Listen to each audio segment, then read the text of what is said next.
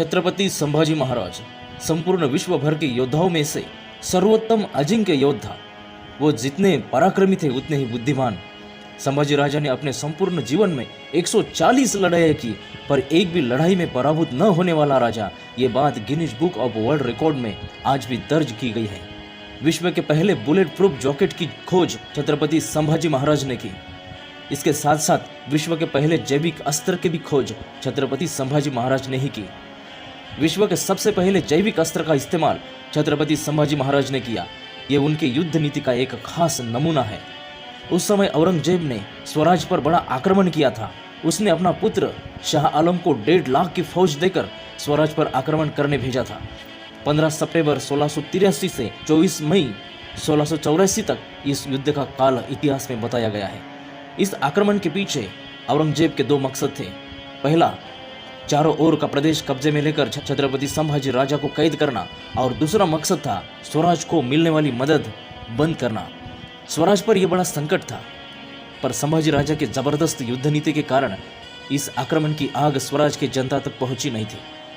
उस समय औरंगजेब का पुत्र शाह आलम मोगलाई में 50,000 मनसबदार था। रामघाट की तरफ से शाह आलम 90,000 की फौज लेकर निकला।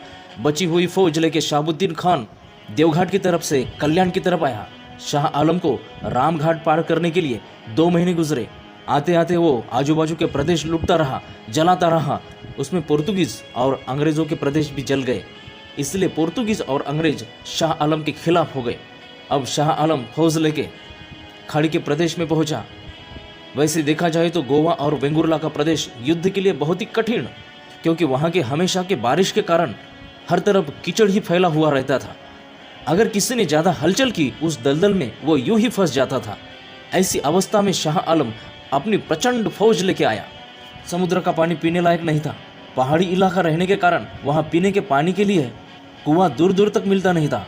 और ऐसे में छत्रपति संभाजी राजा ने मुगलों के खिलाफ विश्व के सबसे पहले जैविक अस्त्र का इस्तेमाल किया। उस समय औरंगजेब की लाखों की फौज अगर स्वराज में घुस गई होती तो स्वराज में मातम मच जाता था। संभाजी महाराज ने यह संभाव्य धोखा पहचान कर बड़े चालाकी से शत्रुओं पर जैविक अस्त्र का इस्तेमाल किया था। मुगलों के सैनिक जहां आए थे वहां जो पीने का पानी था उसमें मराठों ने संभाजी राजा के कहने पर जहर मिलाया था। आजू बाजू के प्रदेश के सभी धन धान्य अपने कब्जे में ले लिए थे। मुगलों को इस बात का पता नहीं था। मुगलों के करीबन 40,000 सैनिक जहरीला पानी पी के वहीं पे मर गए। वहां पे 40,000 मरे हुए मुगली सैनिक सड़ने लगे। उनकी लाशें सड़ने लगी, उनके लाशों में कीड़े पड़ने लगे, उसकी भयंकर बदबू आने लगी। आजू बाजू के प्रदेश में वो बदबू फैलने लगी। उसी दुर्गंधी से मुगली फौज के लोग बीमार पड़ने लगे, एक एक करके मरने लगे। वहां खाने के लिए भी कुछ धन धान्य नहीं था।